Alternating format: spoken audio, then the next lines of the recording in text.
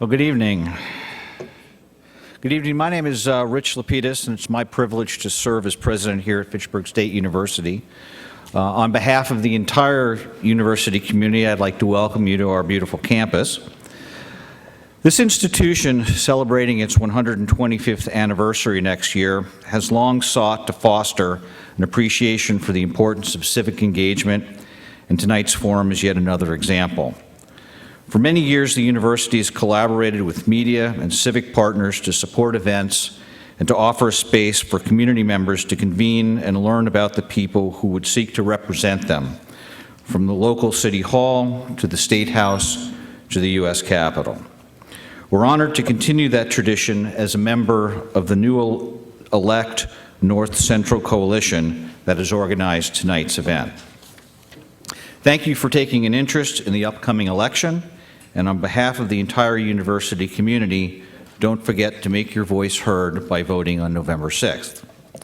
To kick things off, I would now like to welcome Roy Nascimento, President and CEO of the North Central Massachusetts Chamber of Commerce and Chairman of the elect North Central Coalition, to make a few introductions and get our evening started. Roy?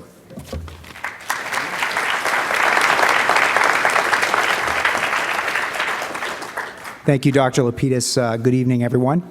Welcome. As Dr. Lapidus said, my name is Roy Nascimento. I'm President and CEO of the North Central Massachusetts Chamber of Commerce, and I also have the honor and privilege of serving as the chair of Elect North Central. On behalf of the members of Elect North Central, I would like to welcome you to tonight's congressional debate. Elect North Central is a coalition of regional organizations that are dedicated to making the democratic process accessible and assuring that the unique needs of North Central Massachusetts are understood by those seeking to represent our communities. Much effort and planning went into organizing tonight's debate, and there are many people to acknowledge and thank. Elect North Central members started meeting back in May to develop a thoughtful, fair, and well-organized civic forum that would help inform voters. The members of Elect North Central represent a broad cross-section of leaders in media, education, community, and business organizations, and I'd like to take a moment to recognize and extend my thanks to those organizations and their leaders. The elect North Central members include the Clinton Item, Fitchburg Access Television, Fitchburg State University, the Gardner News, the Leominster Champion, the Lowell Sun, the Minority Coalition of North Central Massachusetts, Mount Wachusett Community College, New View Communities, the Sentinel and Enterprise, the Spanish American Center, Suffolk University, Three Pyramids, Inc., United Hmong of Massachusetts, the Worcester Business Journal, Worcester Telegram and Gazette, WPKZ FM 105.3, and my organization, the North Central Massachusetts Chamber of Commerce. A special thank you to Fitchburg State University for hosting tonight's debate. We had the support of many in the university community for this event, including the University Police Department, facilities, public relations, event management, student volunteers, and many more. And I'd be remiss if I didn't also acknowledge and thank the candidates themselves. A big thank you to Mike Mullen, Lori Trahan, and Rick Green, not only for participating in tonight's debate, but for also thank you for showing the courage to place your name on the ballot for this important office. Running for Congress is certainly, I'm sure, not faint of heart.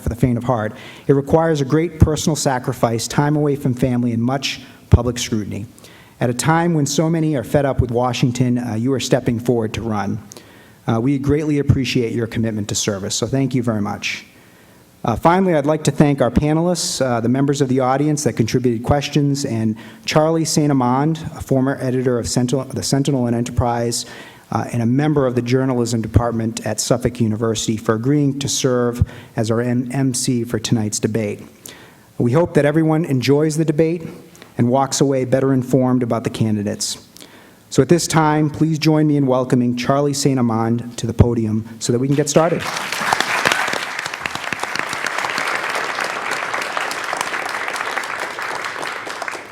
Thank you, Roy. It's great to be back in Fitchburg. I'm so happy to be doing this and engaging in this night of civic engagement. Good evening, and thank you to all of you gathered tonight and welcome to our forum. We have a great crowd here tonight, and this program is being shown on Fitchburg Access Television and being streamed by our media partners for the wider viewing audience. I thank all of you for watching tonight here at Fitchburg State and online. Tonight we welcome the three candidates seeking to represent the 3rd Congressional District, which includes the cities of Fitchburg, Gardner, and Lowell, and several towns in this area.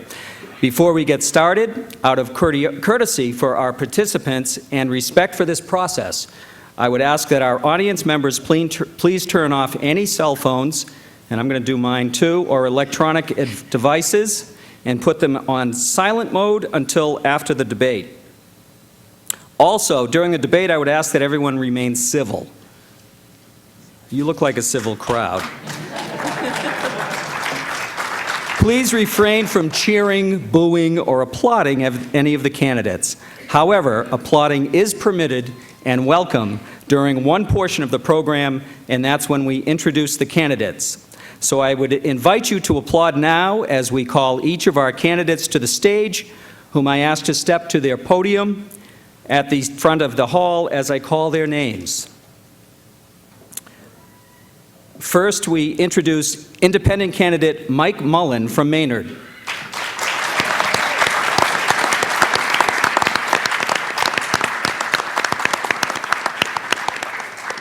Next, we welcome Lori Trahan of Westford, the Democratic nominee.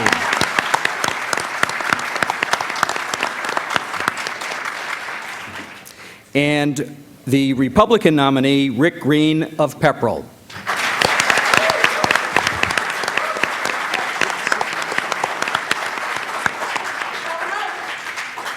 Our format tonight is simple. Each candidate will have 2 minutes to make the opening statement. Following those, our candidates will first be posed questions by members of our panel, for which each will have 2 minutes to respond. The candidate who was posed the question first will have 2 minutes to respond. Following questions from our panel, members of the audience who submitted questions in advance will invite to pose their questions in person to the candidates, who again will each have 2 minutes to respond, followed by a 1-minute rebuttal. Our timer tonight is Matt Bruin, Director of Public Relations here at Fitchburg State University. Matt is holding an electronic timer that will display a candidate's remaining time, and when time has expired, he will hold up a red paddle. He's not going to hit you with that, but he will. Basically, that's the sign that it's time to wrap up. As moderator, I will make the judgment as to whether a candidate can have additional time to respond to a given point. Let me briefly introduce our panelists who will be posing the questions to the candidates. Again, from your left, Gary Hutner, General Manager of the Gardner News and the Clinton Item.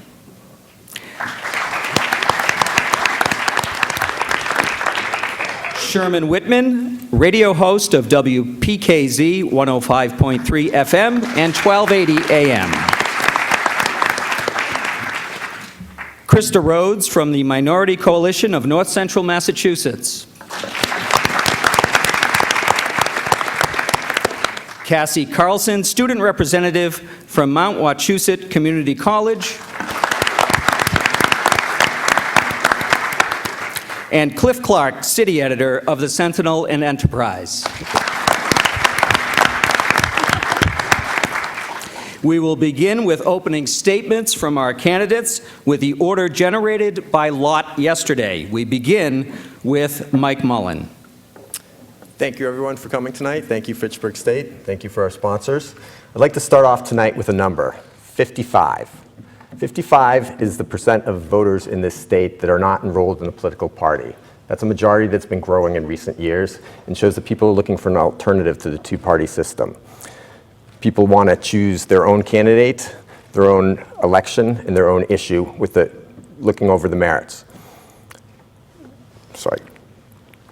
Now, having guiding principles is important, and organizing around a common goal to enact change is good, but I don't think that's what political parties are doing today. I think they're looking to get reelected and beat the other team. Now, I got into this race because I think today's system is too divisive. I think that Big money and special interests are putting our democracy at risk. We need to fix the political system and find common ground. My role as an IT leader in the healthcare industry has been to bring multiple constituencies together to solve problems. I've had operational and strategic responsibilities, so I understand the importance of a bold vision, but I also know that you need a tactical plan to get there. You also need to keep the lights on and deliver the services that your constituents demand every day. I also think that perfect's gotten in the way of good. We need to be able to find those areas where we have consensus, make the changes that make sense, learn from what works, adjust for what doesn't. Universal background checks aren't going to solve the gun violence issue, but they will save lives. Removing barriers to medically assisted treatment isn't going to cure the opioid crisis, but it will be a big step in the right direction. And allowing Medicare to negotiate with drug companies isn't going to fix healthcare, but it will give millions of seniors access to the care that they need. I'm going to finish with the question I get most on the campaign trail and probably the hardest to answer. Can an independent win? I say yes. I say now is the time, Massachusetts is the place. It's those 55% of independent voters, an open-minded citizenry that elects Democratic legislatures and Republican governors, and now a common sense independent candidate that's on the ballot. On November 6th, I ask you to join me and we can be independent together. Thank you. Ms. Trahan. Good evening. Thank you all for being here tonight. My name is Lori Trahan. I'm a Democrat, and I'm running for Congress because Washington does need to go back to work. Look, when Washington doesn't work, families like the one I grew up in Lowell, they get disproportionately harmed. And we need new leaders. We need leaders who are going to fight for economic priorities like universal, affordable health care, prescription drugs we can all afford, good paying jobs with benefits, high quality public education, affordable college education, and more lanes of education, whether it's community college programs, vocational technical trade programs that get our young people the skills they need to get a good paying job in this economy. For me, it was a volleyball scholarship. It took me from Lowell Public Schools to Georgetown University. And from there, opened up a number of opportunities. I got to be a congressional chief of staff on Capitol Hill. I got to be the only woman executive at a high-tech company in Cambridge, and I got to start my own business. That education, the right education, coupled with hard work, must always be the foundation for opportunity in this country and for success. I intend to bring my hard-earned lessons from my upbringing, from my career, with me to Washington to be an effective representative for you. You know, when you grow up in a city like Lowell, just like here in Fitchburg, you learn about grit and perseverance. You learn about hard work and fight. But you also learn about community and hope. And those are the values we need in Washington. Those are the values I'll bring with me. I look forward to your questions tonight, and I humbly ask for all your vote on November 6th. Thank you. Mr. Green. Thank you, Charlie. Panelists, thank you. Good evening, people of Fitchburg, and thank you so much for having me here tonight. My name is Rick Green, and I'm from the town of Pepperell. Almost 20 years ago, my brother and I started a tiny company selling auto parts online. Now, most people who know Pepperell know it was a small town on the New Hampshire border, but what you may not know is it was a mill town, and for most of the last century, the largest employer in town was the paper mill. In the early 2000s, when the paper mill fell in hard times, a lot of folks lost their job. Downtown was hit hard. But within a few short years, that little company that my brother and I started became the largest employer in town. To date, we have created over 500 jobs. We just opened an R&D center in Pepperell, our hometown. We have a headquarters in Westford and a distribution center in Littleton. When I tell you I know what it takes to get the economic engine of the 3rd District revving, it's because I have done it. Now, I got here tonight on one of my signature issues. I drove here on Route 2. Anybody here in Fitchburg know Route 2? I appreciate you're not supposed to answer, but we all know Route 2. Abbott Ave. Okay, it's called an exit. It's a T intersection on the main thoroughfare that brings economic development to this city. When I get down to Congress, we are going to turn Route 2 into a 6-lane divided modern highway. We're going to bring economic development to Fitchburg, Gardner, all points west in this district. We're going to bring the development to Fitchburg that it deserves and that I know the people here are capable of producing if they just have the opportunity.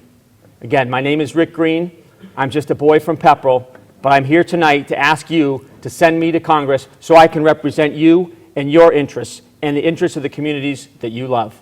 Thank you. Thank you, candidates. And now we will begin our questions, starting with Gary Hutner, who will pose his first question first to Mike Mullen. North Central Massachusetts has not achieved its full economic potential as a region. Our cities of Fitchburg, Leominster, Gardner, as well as other communities in the region, continue to need more attention in terms of economic development. How will you assist the communities of North Central Massachusetts achieve their true potential? I think there's a number of things that can be done there. As a lot of the issues we'll be talking about tonight, there's connectedness regarding infrastructure, transportation, education, housing.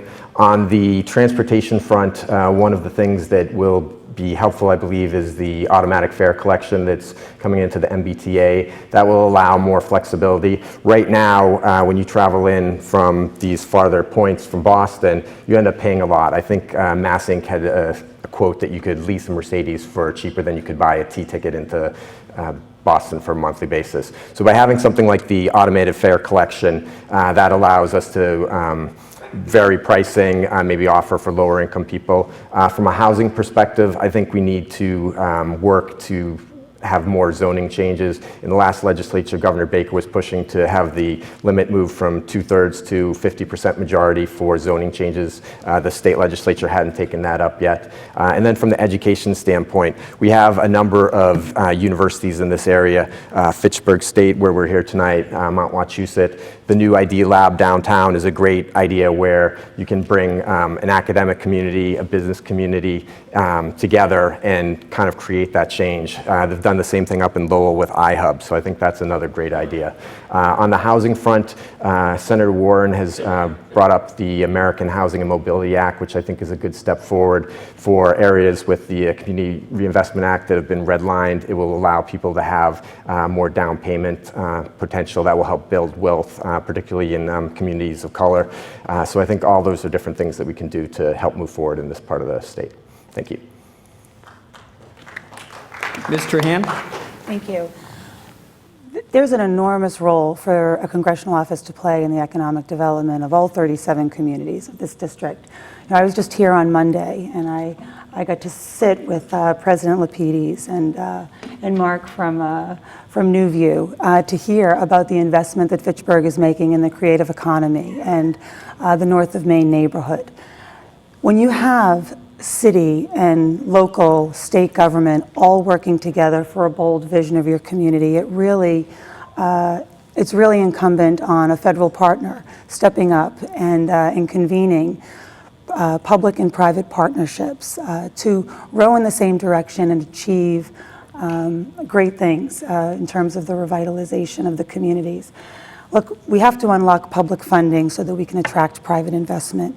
We have to bring more employers to this North Central region to take advantage of the well-skilled labor force.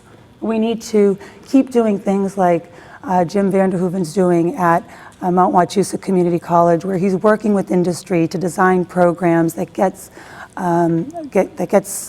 kids skilled up for the jobs that you actually attract and retain here.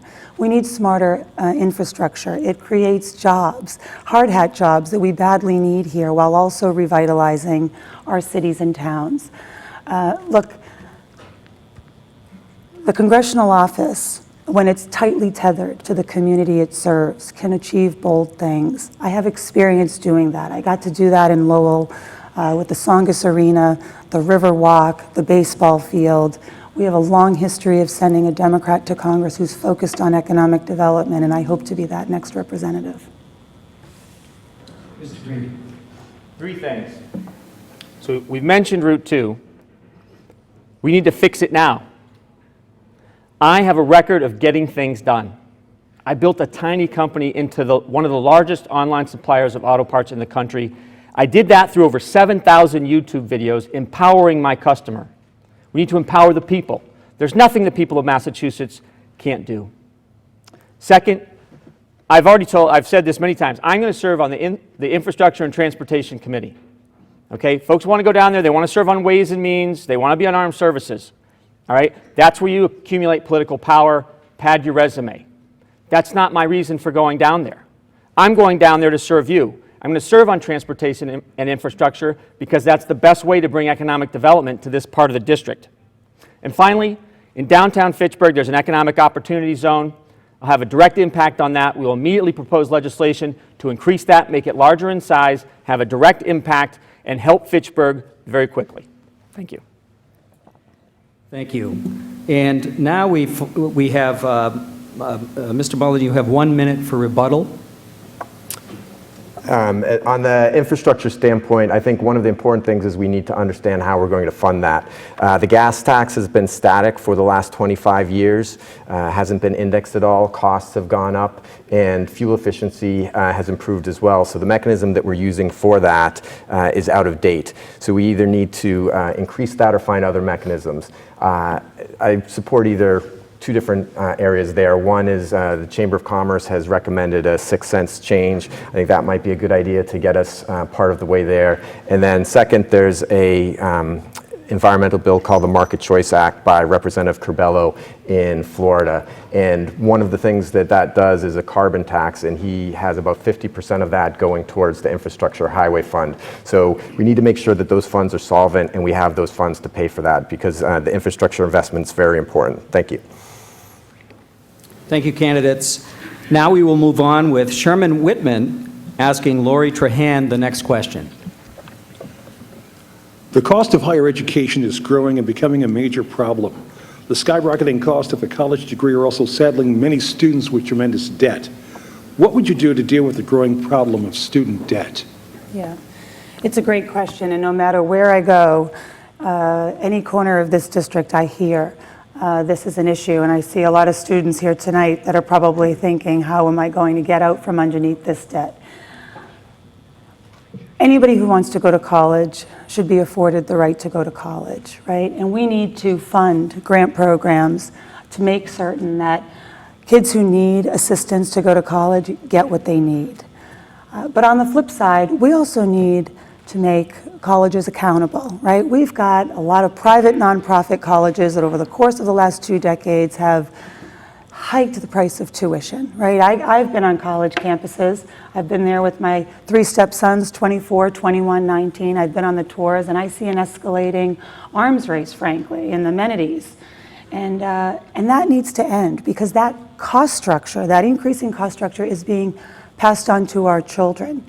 That escalating cost structure is causing our public institutions that are supposed to be the most affordable to also compete with the best dining halls and the best gyms and the best weight rooms. We have to hold colleges accountable for the tuitions that they charge. It's one of the reasons why I want to be on the Education and Workforce Committee so that I can deal with some of these future of work issues as well as the college affordability issue. But let me tell you one other thing, because I get to go to college and it put me on the path I'm on today. But I also went to Lowell High School where I started with 900 kids and I graduated with 540. We need to make more accessible and more noble, frankly, in this country, community college, trade and technical programs, vocational programs that get our kids into the workforce with the skills they need, with the salary they need to have more opportunity to provide a better life for their families. Thank you. Mr. Green? Yeah, so, I mean, the problem with college is the cost. We need to open up student loans. You talk about debt. We need to open up the student loans to market interest rates. Okay, but we also need to understand how we got in this mess. The government did a deal with the banks and said we need to have everyone going to college. And in order to do that, we're going to underwrite the risk. We're going to make that a risk-free loan for you so you can give loans to everyone. And that is the impetus of this entire problem. Okay, is this idea that everyone has to go to college. The fact is we're actually now have a shortage in the vocational trades because not enough people are choosing not to go to college. You can get a great job, come out of high school with no debt, and within a few years be making almost 6 figures. And we need that needs to be passed on to our children. They need to understand that those paths exist, first and foremost. Okay, and that will lower the demand for college. And so this is all supply and demand. But we talk about market interest rates, but the other thing is we have to understand, what are you paying for as students? Right? What are you getting? You're getting an education, but what are you paying for? Right? You're not just paying for your education. You are essentially being taxed. You are subsidizing large universities' research and development programs. All right? So if the federal government is going to underwrite all this, then we should say that, fine, but you're not going to be able to pass those R&D costs on to the students. Plain and simple. If the government wants that R&D, the government should fund it. If private industry wants that R&D, private industry should fund it. But right now, the students are funding that. You should know that. Every day when you're going to school and you're writing that tuition check, all right, you're not just paying for those classes. You're underwriting the R&D. And that is a tax on you. When I get to Congress, we're going to have to look into this whole thing, all right? And it needs to be completely restructured. Thank you. Mr. Mullen. Reiterate a couple points. I agree with what Lori had said on the accountability of private nonprofit institutions. There needs to be skin in the game there. If the graduation rates aren't there, if the job placement isn't there, they need to have skin in that game because those are federally guaranteed loans. The federal government also shouldn't be making money off this. It shouldn't be a profit center. In the past, there have been cases where the interest rates, essentially the government ends up making money. That's not right in this type of situation. And then we need to figure out that right sizing, as was talked about earlier. College might not be for everybody. We need to be able to guide people appropriately. I was talking to somebody the other night at a forum, and they don't get those directions from guidance counselors as much as they should as far as where's the right place for you. Is college the right place for you? Is a trade the right place for you? Is a certificate program? So we need those type of things. One of my classmates in college founded an organization called College Possible. And what it works with is low-income students and starts with them in junior year in high school and kind of coaches them through the process, not just what type of education, what are the loans, what's a college like culturally and socially, so that the people who go to college end up at a higher success rate, and when they make it through, then they're better off as far as being able to pay off loans and things like that. So I think it's a mix of all those type of things. Thank you. I get to rebut? Yes. So I do believe that we need a mindset shift in this country around education. Our economy has changed dramatically over the last 5 decades. We know the jobs that we attract and retain in this country, and we need to re-engineer our education system so that it's feeding those lanes of education into those jobs of our new economy. And I do think we need to reimagine our public school system, obviously exposing all those lanes that are available to kids so that they can opt in at an earlier age. And certainly, when I think about college and what's possible, you know, I had an opportunity to work with a lot of companies across the country, and I see the line items for onboarding and for skills training or for corporate and executive development. I don't think we've done nearly enough to bring industry to the table. Industry that would also have a common interest in educating future generations and how they might be a partner in doing that. But we should be really optimistic about the opportunities ahead of us. Thank you. Now we will move on with Krista Rhodes asking Rick Green the third question. Our current immigration system is broken. There are a lot of undocumented immigrants in north central Massachusetts and throughout our entire nation. To date, Congress has been unable to come up with an agreement on comprehensive immigration reform that would create a path to citizenship. My question to you is, what would you do to create a working immigration system that strengthens our nation? Great. Thank you for the question, Krista. First, this is a very personal issue to me. My brother-in-law is a naturalized citizen. As a matter of fact, he came to work for my company, and he didn't know anyone. I invited him to Thanksgiving dinner, and that's how he met my sister. And so my 4 wonderful nieces and nephews are a product of our immigration system. But first and foremost, the immigration system must be based on the rule of law. Okay, it does no good to pass additional laws when we have municipalities and even states around the country who follow sanctuary city policies and don't obey the law. So first and foremost, to have a system that works, you have to have a system, and everyone has to agree to obey those laws. That's number one. Now, once we all agree that we're going to obey the law, then we can talk about what we can do and what needs to be changed. The reality is we need more legal immigration. Right now, our economy is booming. At my company, in my call center, in my fulfillment center, we can't hire enough people. And every person I know who owns a business has the same issue. We need more people. We need more qualified people, but they have to come here legally. My brother, it took him 8 years to become a citizen. Right now, there are millions of people overseas who are playing by the rules, doing it the right way to get into our country, and we need to have a system that works for those folks. That being said, we're a humane society. Those who have come here outside of our laws need to be treated humanely. But they have to go to the back of the line. That's the price you pay for breaking our law. The people who did it the right way, the legal immigrants, the ones who are waiting overseas, who are waiting for us to change the law, they have to be put first. Thank you. Mr. Mullen. Thank you. I have a little bit different take on that. I do believe that we need to address it quickly. I think immigration is being used to divide us, which is sad. I think we are a country of immigrants, and it's built us to have diversity economically, culturally, and has made us strong. So we need to address this right away. I do think we need to have a path to citizenship for those folks who are here that have established lives in our community, that have been contributing to our community. And I don't know that it's as simple as going to the back of the line from the standpoint of we've all benefited from these people being here. They're contributing members, they're contributing to our economy, they're our friends, they're our neighbors. So I do think we need to address that piece. On the question of the sanctuary cities, I think that needs to be on a city-by-city basis and applying what local officials think makes the most sense for that community. There's limited resources, and to apply them on pure immigration law versus prioritizing them for more serious things like drugs and gangs and those type of things, we need to be able to have that flexibility at the local level.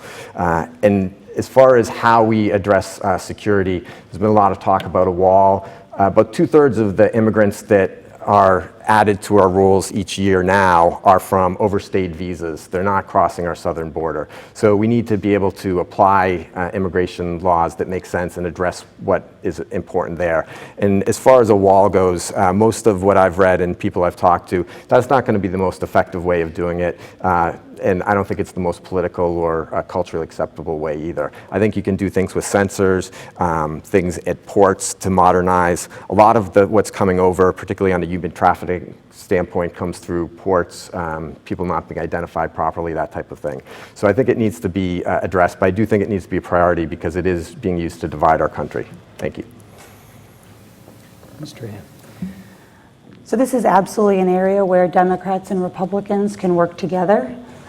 We do have to dispense with the divisiveness that this administration has basically started us on. We know we can do it. We've done it before. In 2006, Senators McCain, Senator Kennedy, they did find agreement on this very issue. They found a way to have the tough conversations around reforming our very much outdated immigration laws. Look, we need to give a pathway to citizenship for the people who are living here, paying our taxes, abiding by our laws. That includes our dreamers, right? We made a promise to them years ago that we need to fulfill. On the flip side of that, we talk a lot about sanctuary cities, but the bad guys go to jail, right? There are laws in place, even in Lawrence, which I know you like to bring up, Rick, where there is cooperation by the Lawrence Police Department to get fentanyl off the streets and to put the bad guys in jail, and that needs to continue.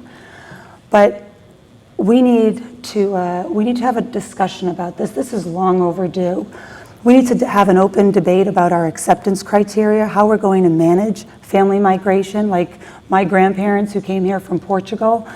We have to talk about how we're going to update our visa policy so that it takes into account American workers and our skills gap. We have to figure out and evaluate asylum seekers. These are tough issues. This is the job of Congress. This is why you send people down there to roll up their sleeves and find common ground on what our future is going to look like. But we are a country built on immigrants. It's such a force in our economy. So for us to get on a path where we are causing divisiveness and people to talk ill of each other, it's not productive. What's productive is sending people down who are going to solve this problem once and for all.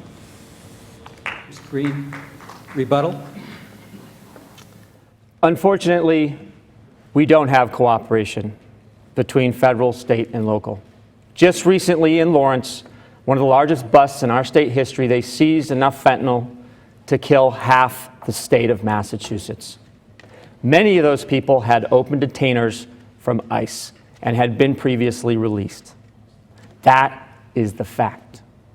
The first thing I do when you send me down to our nation's capital is I put my hand on the Bible and I take an oath to uphold the Constitution and federal law.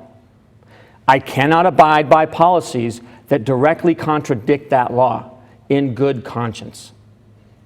We need to return to the rule of law first and foremost. Thank you. That concludes our third round of questions from the panel.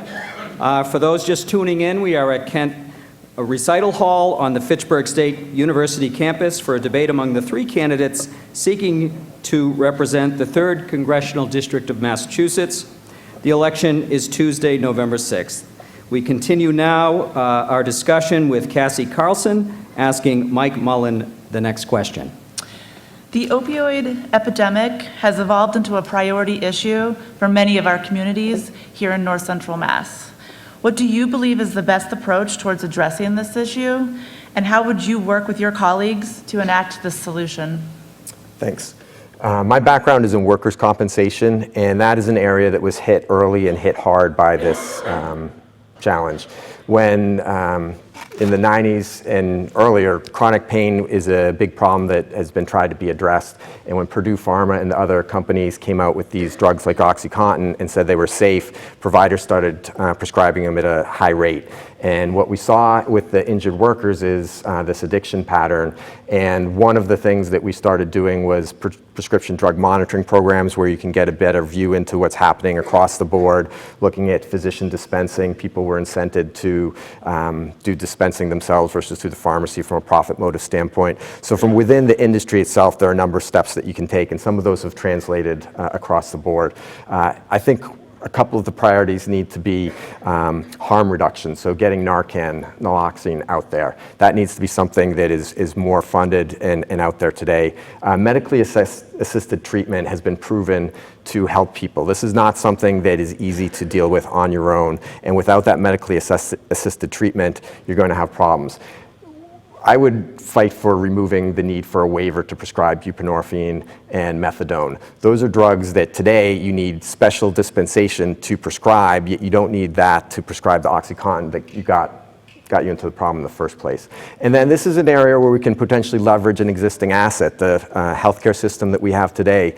Unfortunately, substance use disorder, mental health is not as blended into everyday treatment and the structure. So the more that we integrate those, the more that we remove stigma from the system, we help out in those regards. So one of the things, talking to primary care physicians, if they had the training and the access to these treatments, they could start doing that versus having to have a separate medical section for that. So those are all different things that I would use to approach the problem.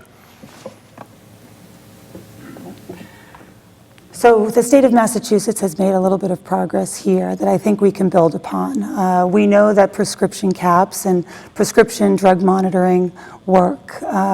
We also know that early education and making an investment there is helpful. We have to take a long-term view when we're talking about treatment and recovery because of the relapse rate. You know, I go around the district and there's no question that the communities like Lawrence and Haverhill and Fitchburg, Lowell, they're disproportionately harmed right now by this crisis, and it is a public health care crisis that requires urgency, urgent solutions. This is not from what I can tell and from what I've been told, an addiction that you just fight with willpower. So I do think that the federal government has a role to play with increasing medically assisted treatment, as well as the role of Narcan. I mean, look, we have to keep people alive, right? We have to give them a second chance, and then we have to get them on the path to recovery. And that is not 3 to 6 months. That is not even 6 to 12 months. That is a long road that we have to invest in. We have to make sure that people are back on their feet, in a good paying job, in housing and reunited with their family. And finally, we have to hold the pharmaceutical companies accountable. Pharmaceutical companies are a powerful lobby in Washington. I got to see it up close. And they have a big role to play in over-marketing opioids to physicians who have been prescribing them for decades.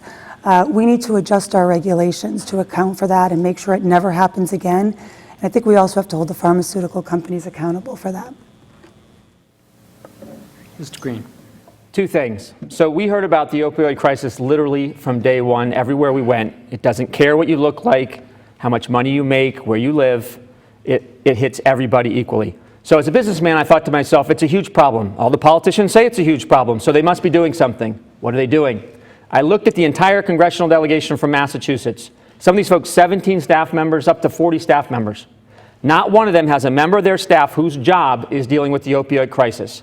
Day one, when I take office, that changes. This issue is so important, I decided we couldn't wait. I've already appointed a gentleman, Sal DeFranco, former Navy SEAL, lost his sister to the opioid crisis, already heads up on an interim basis my Empowering Recovery Task Force, because we can't wait. He's already coordinating between local groups. When I get to DC, he'll coordinate all the resources that are available, federally, state, local, to make sure this district has the best that's available. Another thing, you won't hear anyone else talk about this. Opiates is a business. It's an illegal business, but it is a business, a distribution business. I run a distribution business. I compete with Amazon.com. All right, I get it intuitively. It's based in Lawrence. You've got 495, 95, 93. You've got easy access to the highway. Okay, once we start to understand the business fundamentals, we make it more difficult. I am uniquely qualified to disrupt the trade in fentanyl because of my experience. And when I get to Congress, that's exactly what I'm going to do. Thank you.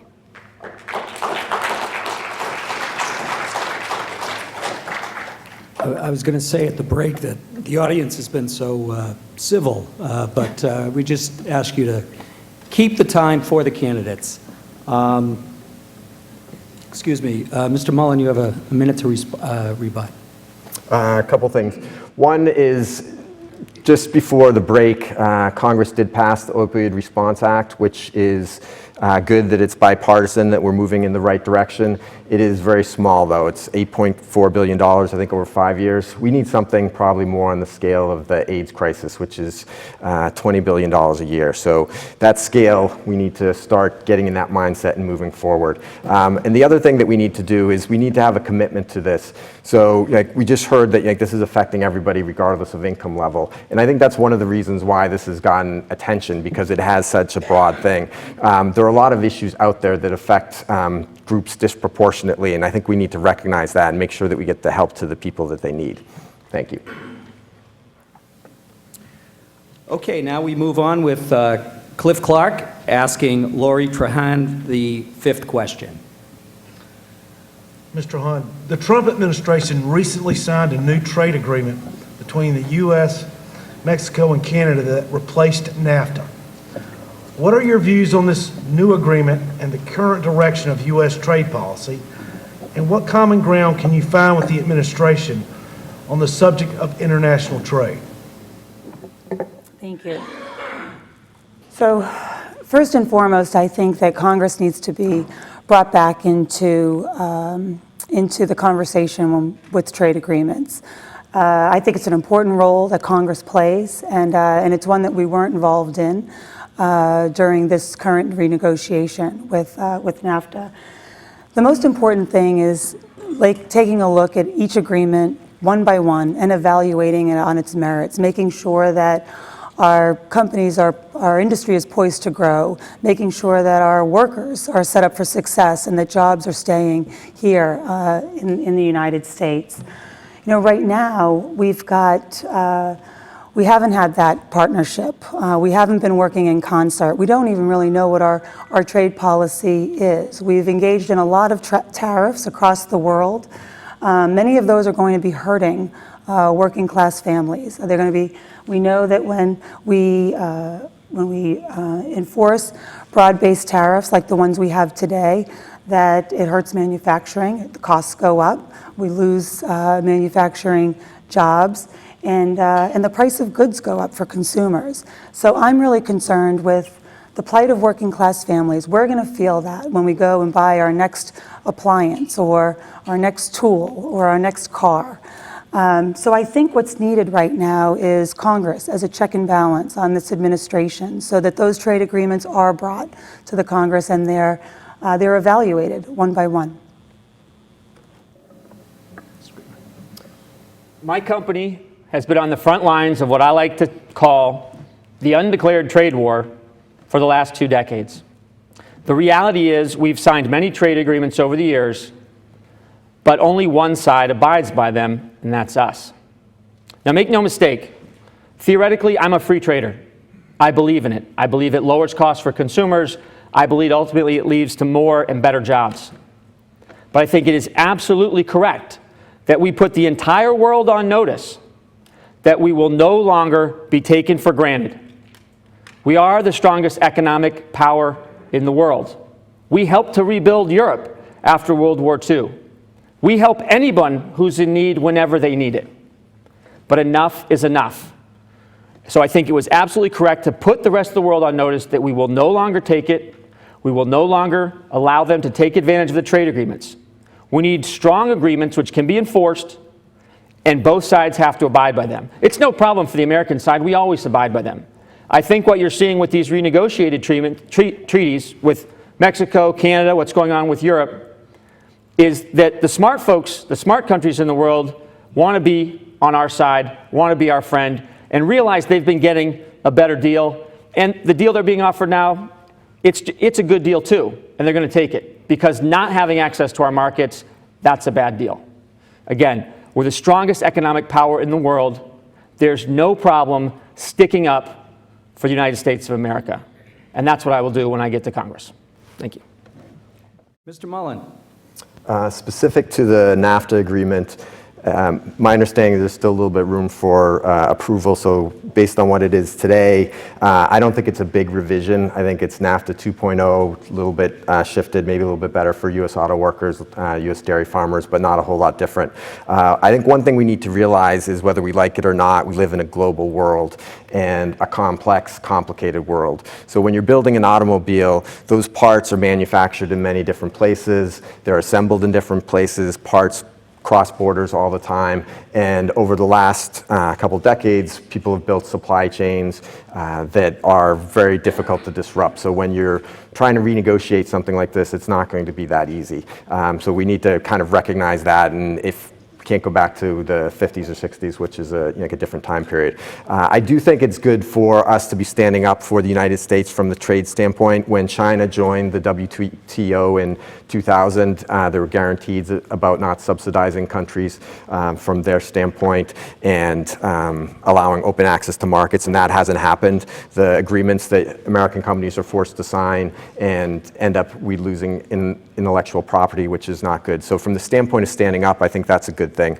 I don't agree with tariffs as the way to do it. I think that's a very blunt instrument, leads to retaliation, unintended consequences. So when you have the steel tariffs, that's not helping the automakers. Costs are going up in those regards. You have retaliation against the agricultural community, the soybeans. I don't think that's a good thing. So I think it needs to be a little bit more nuanced. I do think multilateral agreements, the TPP I think was a good way to approach China to have good access to that region and put pressure on China.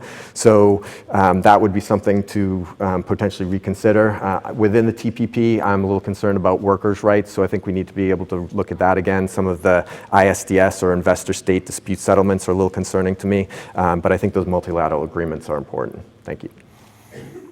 Mr. Hand, rebuttal? What I will say is I agree that the tariffs can definitely be used when there's a goal in mind, right? So you, with China specifically, whether it's devaluing their currency or stealing IP, whatever it is, issuing tariffs so that we know we're bringing them to the table, back to the table, is something that is okay. I don't think putting our allies on notice through the use of tariffs is the right way to go. And I think we've antagonized our allies over the course of the last 2 years, at a time when we need our allies now more than ever as we go into very sensitive parts of the world in regions and stabilizing those areas. Thank you, candidates. That concludes the panel portion of our forum, so I would like to ask for a round of applause for the members of our panel.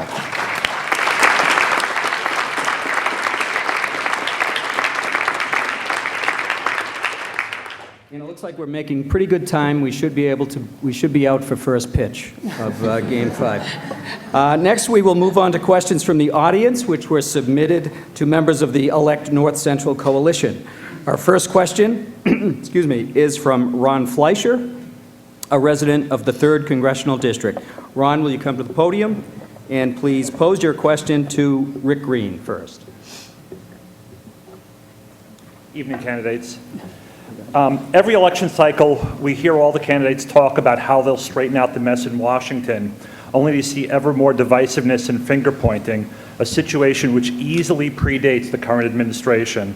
Rather than telling us the other guy is to blame or giving us the canned answer about fighting for us or reaching across the aisle, please tell me exactly what you plan to do differently, not just in what's been done in the past, but the other candidates, and how you intend to be part of the solution rather than continue to exacerbate the problem.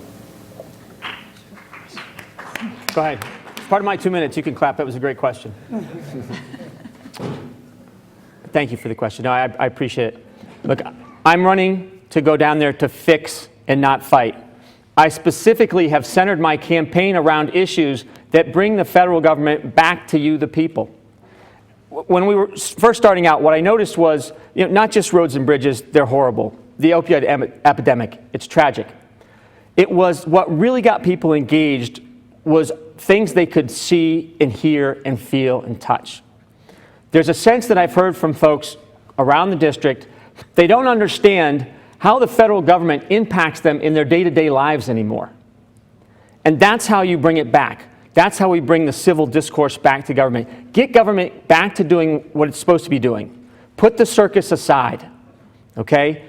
Start working on roads and bridges, working on the opioid crisis. These things aren't political. We can all agree. They need help. They need to be done. So focus on the things where we agree, build coalitions, start to get things done, start to prove to the people that we can get things done.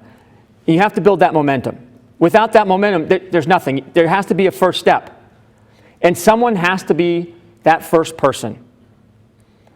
Folks, when I get elected, I'll be perhaps the only member, the senior member of the majority party. Okay? Massachusetts is the largest single-party delegation in the country. All right? But that makes me a free agent.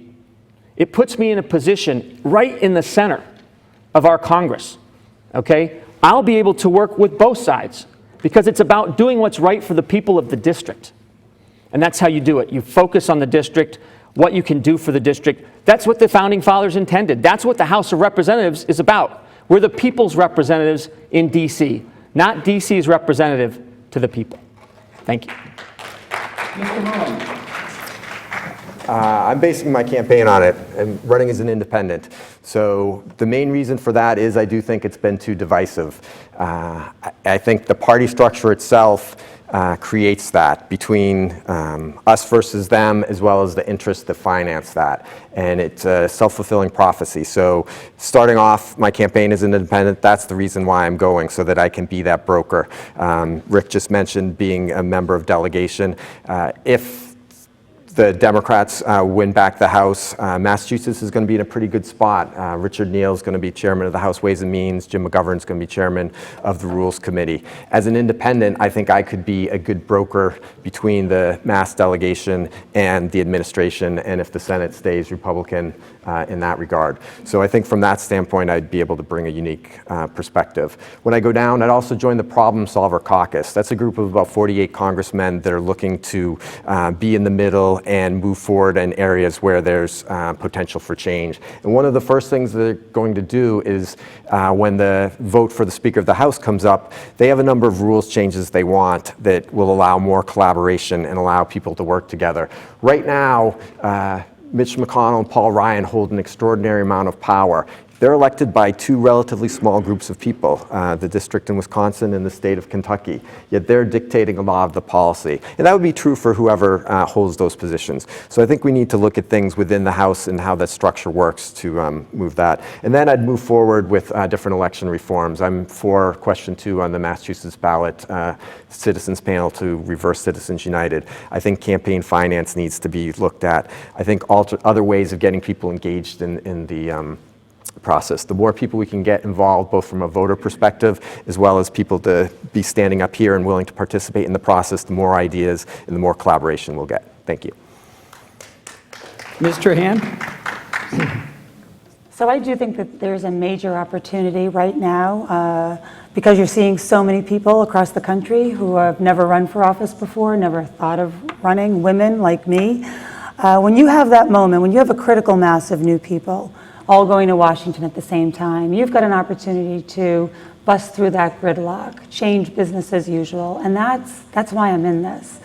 You know, I was part of the Bipartisan Campaign Reform Act of 2002. That was legislation between Marty Meehan, a Democrat, Chris Shays, a Republican, Senator McCain, a Republican, and Russ Feingold, Democrat.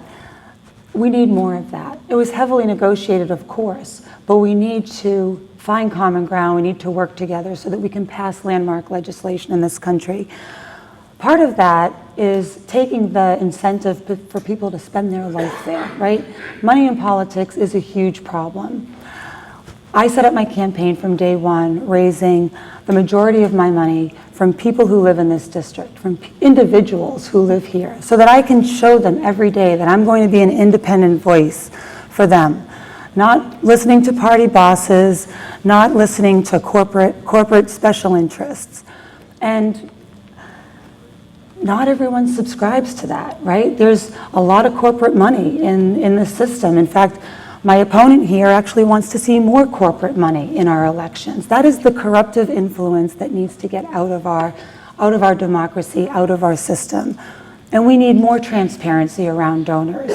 You know, Rick started the Mass Fiscal Alliance group. That is a group that we have no transparency into who funds those groups, and they want to have more corporate contributions influencing our democracy. That is the wrong direction for our country if we're going to work together, if we're going to have people, you know, going down with an independent voice, getting things done for the people they're there to serve.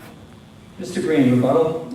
I'd like to point out the irony that the first question that we have an attack on me tonight is the question on how we bring more civility to D.C.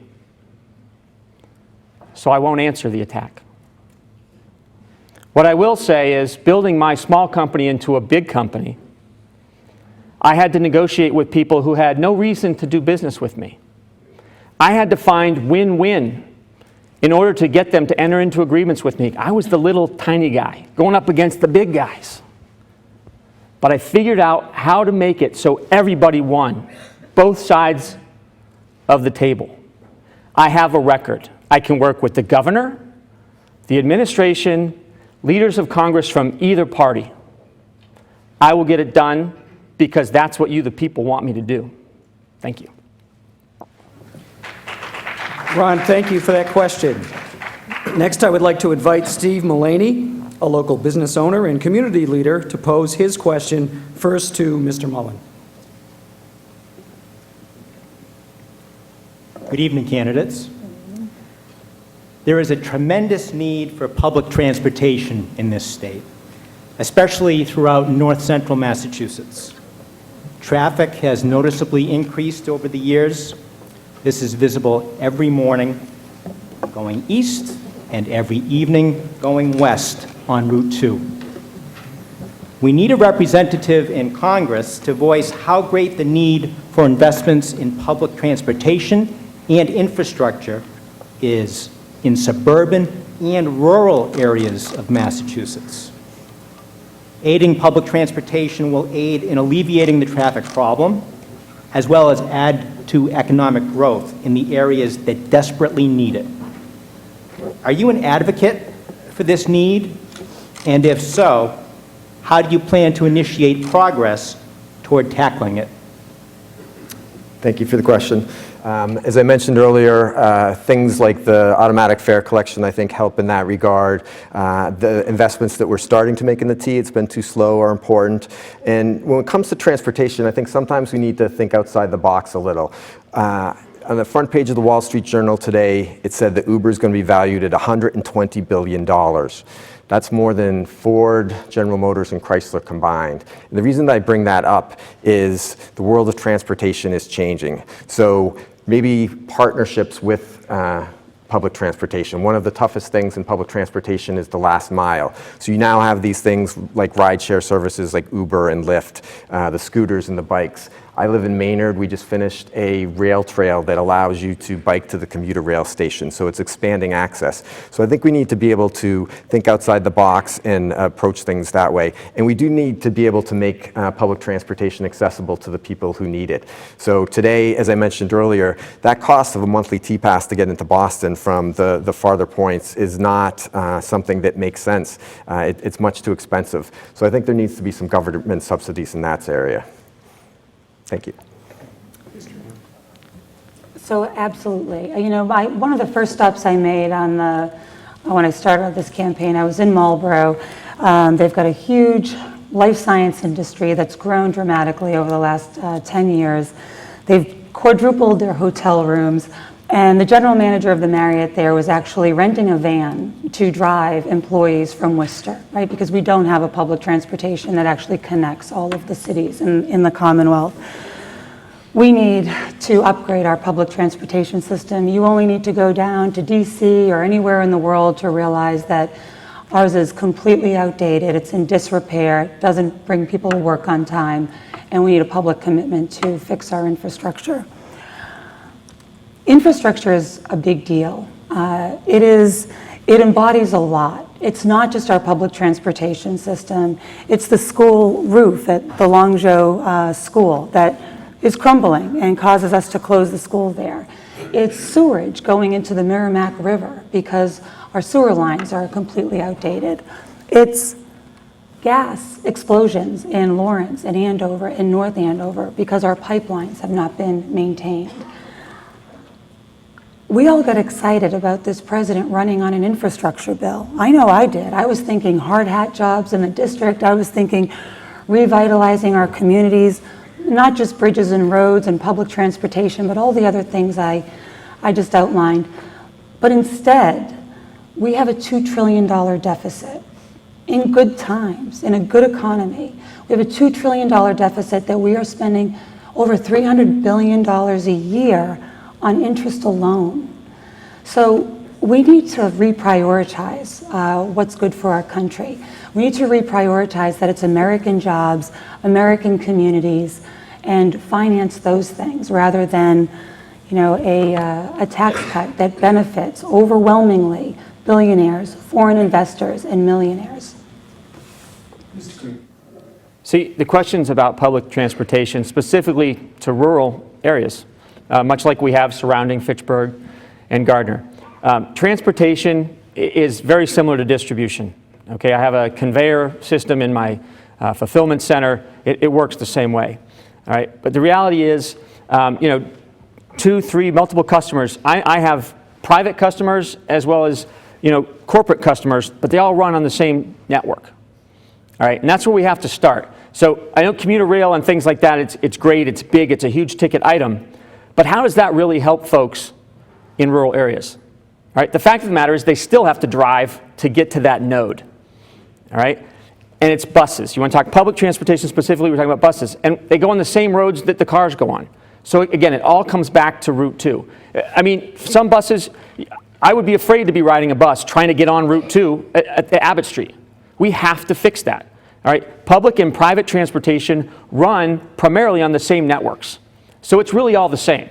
When we fix Route 2, when we fix the Concord Rotary, when I make it so that it doesn't take 2.5 hours to get from Gardner to Logan, we cut that to 1.5 hours.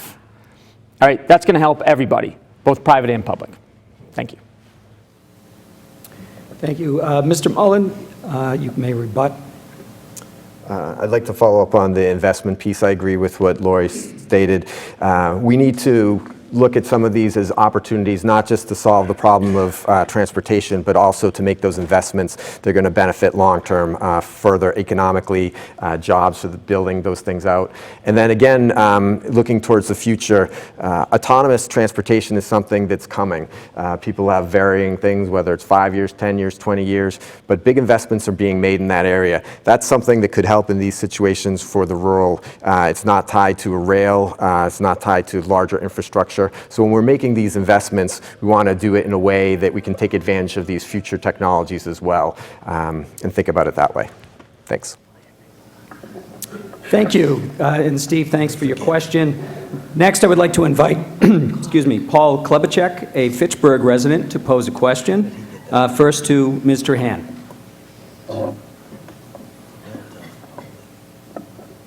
Good evening. Good evening. Are you concerned about the size of the U.S. budget deficit and the national debt? If yes, what are your plans to balance the budget and reduce our national debt? If no, please explain why. Yeah, I'm deeply concerned. It affects our future, right? Look, I'm a mom. I've got 3 stepsons. I've got 2 young girls, 8 and 4. It's not what we do in good times. We don't. We could actually go into uncharted territory here. Right now, our deficit is $2 trillion. We're paying, over $300 billion in interest payments. This administration tried to make those tax cuts permanent, which would have doubled the size of our deficit. That puts Social Security and Medicare in jeopardy, right? And we cannot lose those programs. So I am concerned about the deficit, and I think that we talk a lot about the tax cut, and it's I know that the middle class got a tax cut. It's not permanent. It's it will expire, as opposed to some of the others that benefited the wealthiest Americans. But our corporate profits are up 13%, 20%. I mean, there's a lot of growth right now in our economy. Our wages are stagnant. We're not feeling it. That is the problem. American workers are suffering because their wages haven't grown, and the cost of living keeps on rising, healthcare, education. So I think we need to rebalance this. Look, the tax cut was negotiated with just Republicans in the room. I think it's, to your point, it's what's wrong with Washington. We need to have Democrats and Republicans working together to figure out what a balanced budget is so that our economy is strong again and so that we can pay down our deficit. So I'm sure there's some small business owners here in the room today. I myself started out as an incredibly small business. The fact is, at home, in our businesses, every day we have to balance our checkbooks. All right? The government should have to do the same. As a business owner, every day I have to make tough decisions. As a small business owner, they were even tougher. Sometimes it was whether I paid myself, and oftentimes I did not. I never missed a payroll to any of my employees. Small business owners understand every day is their Super Bowl. It's like waking up in the morning. You don't know what the day is going to bring you. You don't know the cards are going to be dealt, but you ante up and your chips are all in. Okay? When that's on the line, and it's a tough decision, but you still got to make it, good decisions get made more often than not because you don't have a choice. I have a record of 2 decades of making those tough decisions, and I'm also successful because I've been right on those decisions far more often than I've been wrong. That's what we need. We need someone who will make the tough decisions. As that free agent in Congress, that swing vote, here's what I'll promise you. Neither party will get my vote for any budget that does not bring the deficit down. I'd like to say I would only vote for a balanced budget, but we're so far away from that I can't say that in good faith. However, you have my absolute word. Each and every year, the deficit must come down or they will not get my vote for that budget. Thank you. Mr. Mullen? I agree, it's an incredibly huge problem, $20 trillion. It's hard to even wrap your head around that. As Lori said, I have 2 children as well, and to pass that on seems criminal. I do disagree with the comparison to a small business and a government. I think there are times when you need to have deficit spending. When we were coming out of the financial crisis in 2008, those were times where stimulus made sense.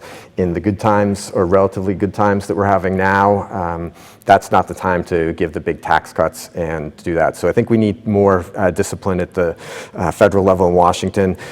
In Massachusetts, we've been fortunate for good economic times in the last few years, and we're starting to build up our rainy day fund. We need to have that federal discipline in Washington too. I've heard the federal debt classified as a slow motion crisis, and I think that's a great way to look at it because it's out there. It's not something that we're going to have to deal with tomorrow or the day after, but someday it's going to become more important. And as interest rates start rising, it becomes more costly. So we've had a period of almost 10 years now where that would have been time to make more investments. The cost of those would be a lot less. So I think we need to think in those terms. And as the interest rates are starting to go up, it's going to become harder and harder. So we need to be able to apply that discipline now before we get further in the hole. Thank you. Mr. Hand, rebuttal? No rebuttal? No rebuttal. Okay, we can move forward. Thank you, Paul, for that great question. And now we're going to invite Lillian Burkhart, a president of a small local manufacturing firm in the district, to pose her question first to Mr. Green.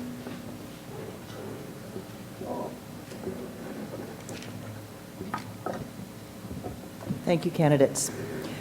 One of the challenges for the manufacturing sector in this area is high-cost energy and the outlook for future constraints for electricity and natural gas.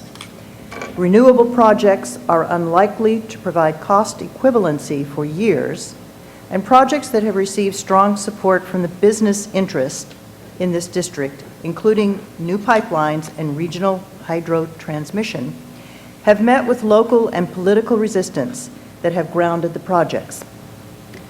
What is your energy strategy for the district, and how will it help manufacturers and jobs creation in the region? Thank you, Lillian. Fantastic question. You hit the nail on the head. I mean, the problem for manufacturers, the reason we've lost our manufacturers here in Fitchburg and Gardner, okay, it's not the cost of labor, it's the cost of energy. All right, so much, and the fastest growing input to most manufactured products is the energy content. You hit the nail on the head again.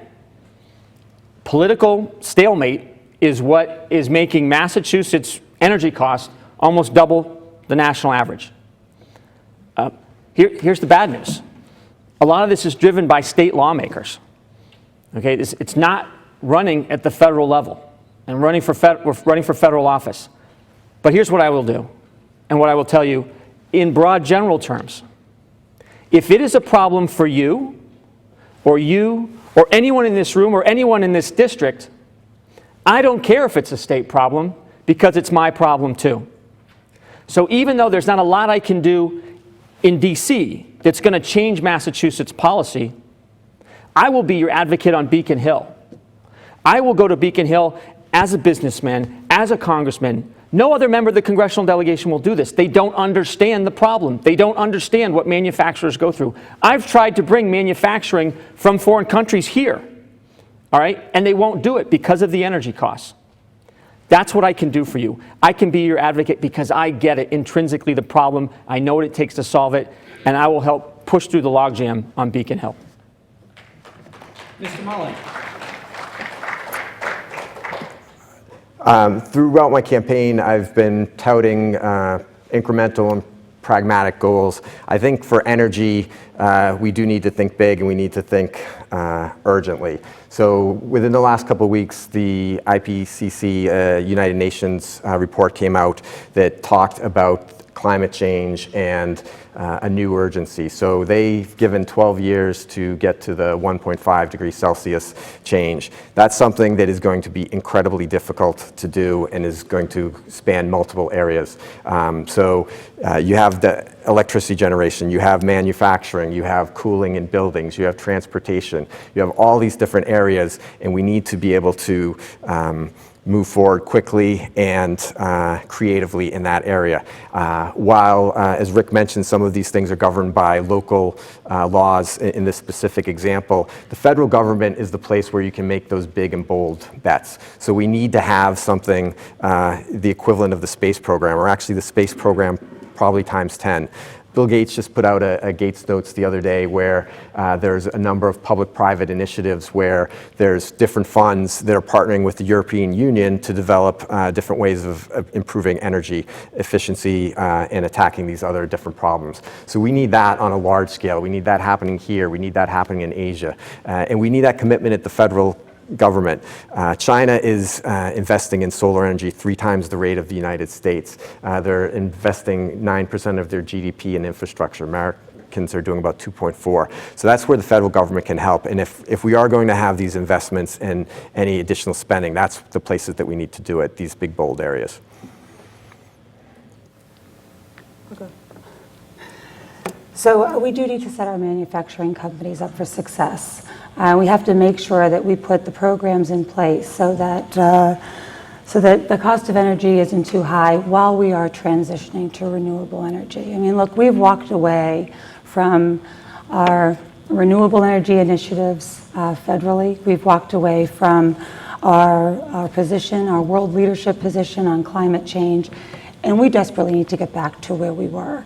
We need to accelerate the transition to renewables and get 100% renewable as soon as we can, while making sure our companies who are reliant on the forms of energy that we have right now are successful. But you know, we've gotten this question a lot, especially in the last couple of weeks, because one of the lights that was shown on the explosions in Lawrence and Andover and North Andover was our dependency on natural gas, and how we do have to be on a plan to accelerate a transition to more renewable. It helps the environment. I think it's a huge economic opportunity that we're not taking advantage of. Mr. Green, rebuttal? I'll give my time back to the audience. Go Red Sox. Terrific.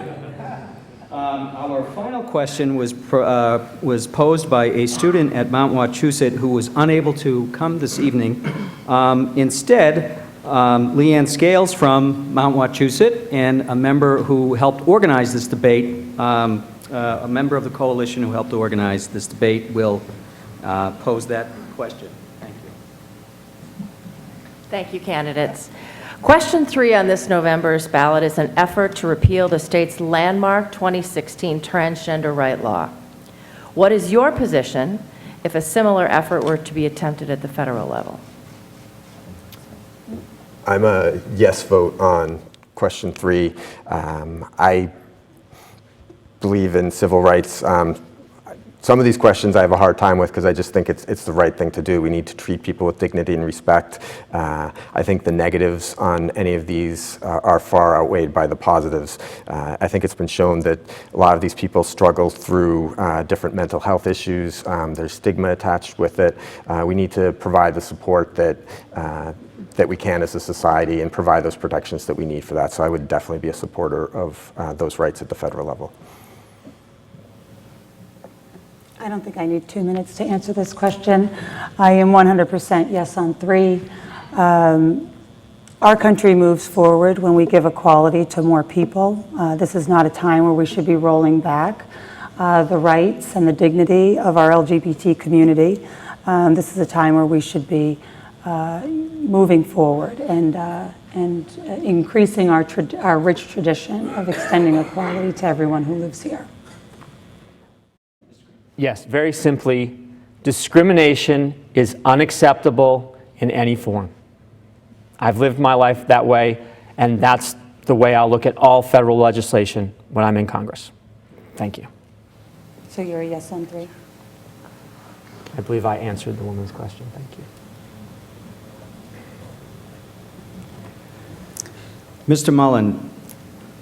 I don't have anything else. No rebuttal. Okay. And that will wrap up our questions from the audience. Please join me in giving them a hand.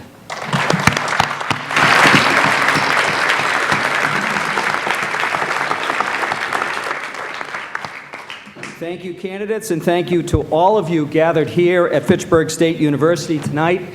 and those of you who are watching at home or wherever you are watching a live streaming of this. We hope you have learned something new about the candidates this evening, and hope you will make your voices heard at the polls in the election on Tuesday, November 6th. On behalf of the Elect North Central Coalition, thank you and good night.